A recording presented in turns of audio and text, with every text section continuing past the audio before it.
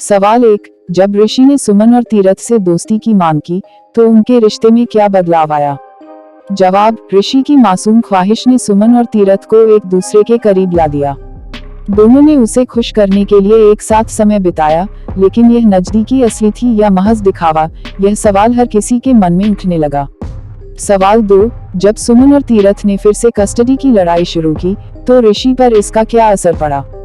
जवाब, पर्दे के पीछे छिपकर रोता ऋषि अपने टूटते हुए सपनों को देख रहा था। वह परिवार चाहता था, पर हालात उसके खिलाफ थे। क्या सुमन और तीरथ कभी समझ पाएंगे कि उनकी लड़ाई का असली शिकार ऋषि है?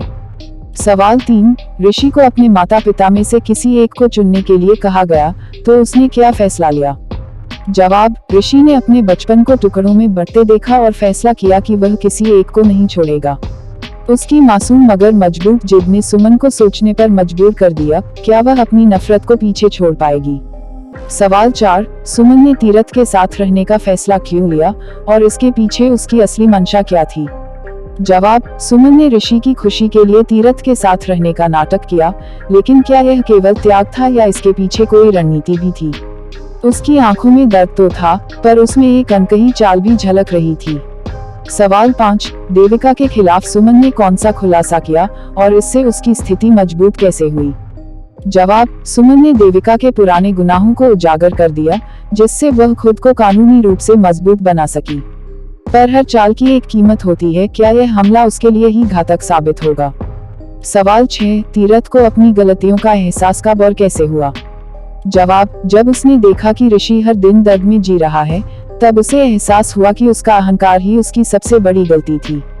पर क्या माफी मांगना ही काफी था या उसके पापों का कोई और हिसाब भी बाकी था? सवाल 7, जब तीरथ ने सुमन से साझा कस्टडी की भीख मांगी तो सुमन ने उसे क्यों ठुकरा दिया? जवाब, सुमन ने तीरथ को खलनायक माना था, जो सिर्फ दर्द देने के लायक था। उसके इनकार में गुस्सा था, पर कहीं न कहीं दर्द भी था। क्या वह वास्तव में ऋषि को बचा रही थी या अपने अतीत के घावों को सहला रही थी? सवाल 8, सुमन ने तीरथ पर ऋषि की हत्या का आरोप क्यों लगाया?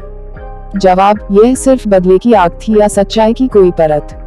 सुमन का दावा तीरथ के जीवन को बर्बाद कर सकता था, लेकिन सवाल यह था, क्या सचमुच तीरथ दोषी था या सुमन एक गलतफहमी के जाल में फंस गई थी? सवाल 9, जब देविका और गुलशन ने पलटवार किया तो सुमन को कैसे मुश्किलों का सामना करना पड़ा? जवाब, उन्होंने सुमन पर ही रिश्वत देने का आरोप लगा दिया, जिससे उसकी विश्वसनीयता पर सवाल उठने लगे। अब सुमन को अपनी सच्चाई साबित करनी थी, लेकिन क्या उसके पास पर्याप्त सबूत थे? सवाल 10, जब सुमन पर आरोप लगे तो तीरथ ने इस पर कैसी प्रतिक्रिया दी? जवाब, तीरथ के पास मौका था बदला लेने का, पर उसने कुछ ऐसा किया जिसकी किसी को उम्मीद नहीं थी।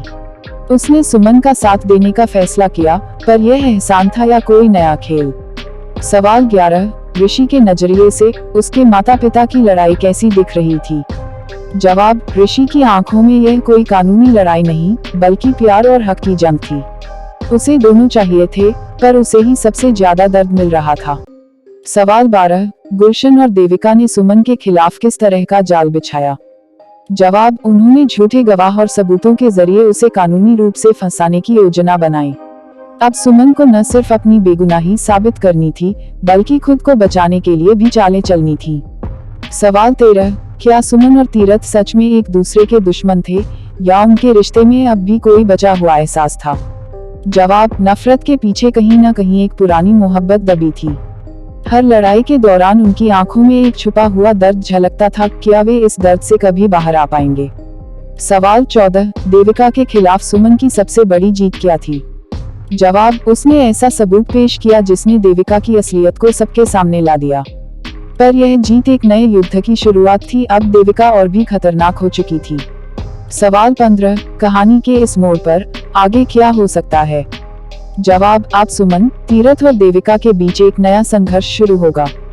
ऋषि की मासूमियत इस लड़ाई का सबसे बड़ा शिकार हो सकती है। क्या सुमन और तीरथ सच में एक हो पाएंगे या उनकी दुश्मनी ही उनके परिवार को हमेशा के लिए तोड़ देगी?